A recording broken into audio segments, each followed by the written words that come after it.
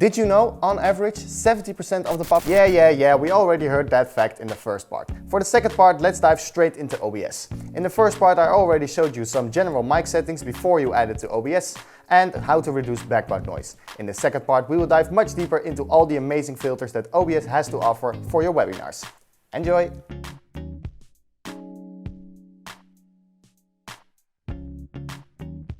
Yes, let's dive deeper into OBS and see what these other filters and effects are all about. Starting with the compressor. Let's say you are hosting a webinar in which you change the sound of your voice a lot. For example, a hard but happy laugh, because you finally found a webinar software that works, is easy to use, and for a great price. But you laugh a bit too hard, which causes clipping, like I showed you in part 1. So let's add a compressor and see what that is all about. Because what a compressor does is it reduces the amount if it comes above a certain threshold. So let's add the compressor to our microphone. First of all, select your microphone, then go to filters. If this is all new for you, please go and watch the first part. I will explain much more on how to add your mic in OBS and how to get to this menu. But we need to click on the plus icon and select compressor. And here we have a bunch of sliders and something that is called sidechain and ducking source. First up is ratio. And I'm going for this easy part, I'm just going to set it to 2:1. And ratio means, of course, the ratio in which it reduces the audio. So a ratio of 2:1 means that if it goes above the threshold, in our case 18 dB, if it goes over the threshold by 2, so 16, it will be reduced back to 1. So if it goes 2 decibels above the threshold, it automatically reduces it back to 1. That is the ratio. Then we go on to the threshold. This, of course, is a very important one because this decides what is the loudest that you can talk before the compressor starts working. And right now it's set to minus 18 dB. We're going to change this in a bit, but first let's go to the other ones. Attack and release, I already explained in the first part. So once again, if you missed that, go and watch the first part. And then output gain. Because you are compressing something, you do lose a little bit of gain in your voice because you are compressing audio, which means making it smaller. And if you increase the output gain just a little bit, it resolves that problem. Then sidechain and ducking source. This is great if you want to talk over the music or talk over a game, especially if you're a gamer. And that means that if you start talking, it automatically reduces the sound of the audio from your desktop. But in order to demonstrate it, right now the compressor is on. Let me turn it off. Because for this example, I'm just going to clap really hard twice, one without the compressor and one with. So let's reduce the threshold all the way to minus 60. This, of course, is a very extreme example and you don't want this, especially not because you are working with a voice. But for this, I'm just going to do a clap really, really hard. So right now it's off.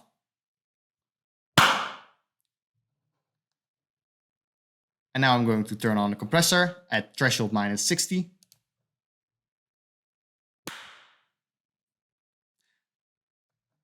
And there you go. And that is how a compressor works. Of course, you can tweak the settings like the attack and the release and the ratio and the threshold. This is just the most basic example to show you what a compressor does. On to the next one. Then we move on to a very interesting one, which is our expander. And an expander is actually kind of an inverted compressor, but it's also a type of noise gate. And it's a type of noise gate because it will only trigger the mic when you are speaking and not via background noise. But it's also a compressor in the sense that it works with the threshold. So a compressor reduces it when it's above a threshold, but an expander makes quiet sounds quieter, so it does it below the threshold. Above right here, you have a preset, you have the expander and the gate. Well, if you're talking about gates, you might as well just use the noise gate. A noise gate is a simplified version of an expander, at least that is my experience. So I will just leave this one to expander.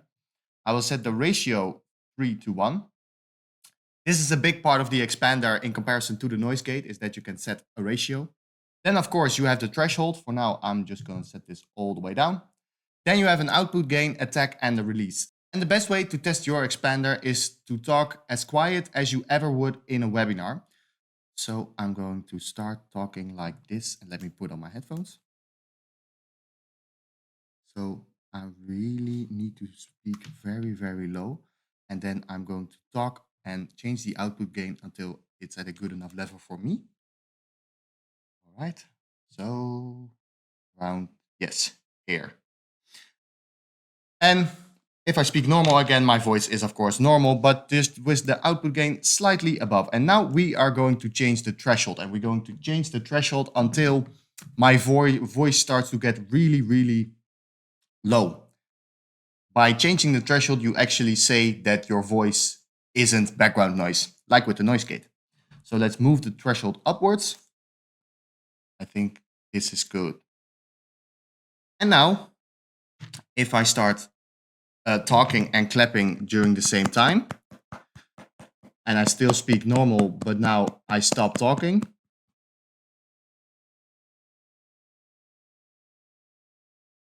and if I start to talk again, you can hear via the claps that it is working. And that is how the expander works. You can also change the attack and the release like I showed you with the compressor, and I believe also in the first part.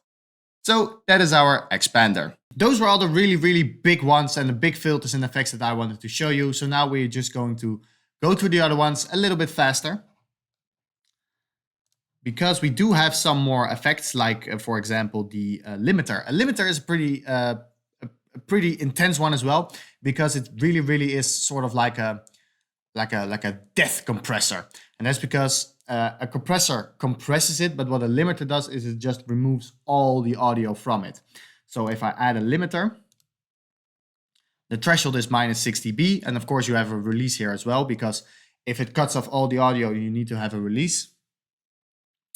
So right now the threshold is at -60 dB, so I'm going to clap once again. So right now the effect is off, and I'm going to clap. And now I'm going to turn on the limiter to see what it sounds like with the limiter.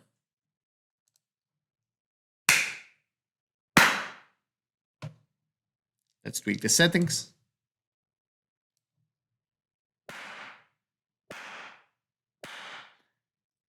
And as you can hear, it works really, really well. Then we go on to our next one, and the next one is gain. Well, gain, I already told you what it is in the first part and also in some other audio videos as well. This is just easy as is, just to add some gain. On to the next one, which is invert polarity. That is a very difficult subject because it has to do with phasing issues, and I don't have the time to explain it all. I'm just going to say right here, if you do have some phasing issues and you know that you have phasing issues, just look up the 3-to-1 rule in audio and you should be all right. On to our final filter that I want to show you in this video. And that is the 3-band equalizer. And I think this is the one that looks the most familiar because it works with highs, with mids, and with lows. So let's add this filter once again. 3-band equalizer. And there we go. Like I said, you have a high, a mid, and a low. I can explain it, but I think to listen is better for this one, because I'm just going to increase the highs. And if I turn the highs all the way up, it sounds like this, and I'm not changing anything to my voice right now. So this is the high all the way up. And this is the high all the way down. Then the mids, if I turn the mids all the way up, it would sound like this. And if I would turn the mids all the way down,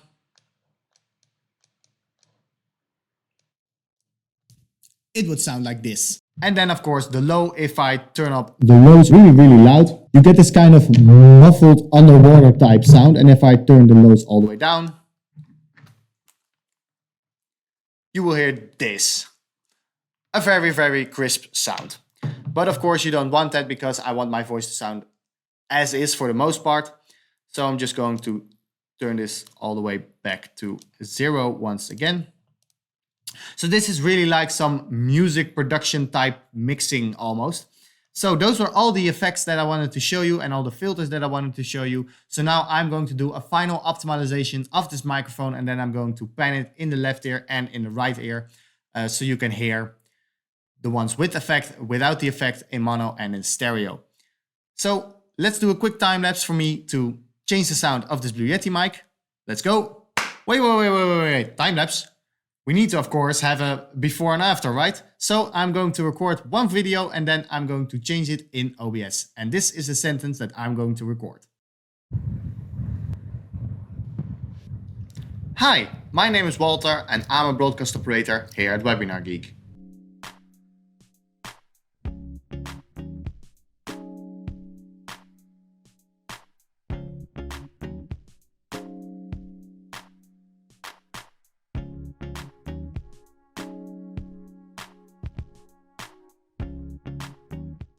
Hi, my name is Walter and I'm a broadcast operator here at WebinarGeek. Hi, my name is Walter and I'm a broadcast operator here at WebinarGeek. Hi, my name is Walter and I'm a broadcast operator here at WebinarGeek.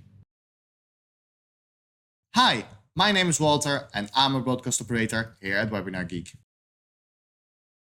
Hi, my name is Walter and I'm a broadcast operator here at WebinarGeek. If you enjoyed this video and you want to learn more about webinars, on how to host them, what gear to use and what it is like to work at a tech startup, subscribe to our channel. Don't forget to click like on this video and hit that notification bell. And let me know, what is your favorite way to improve your audio? Thank you so much for watching and see you on the next one.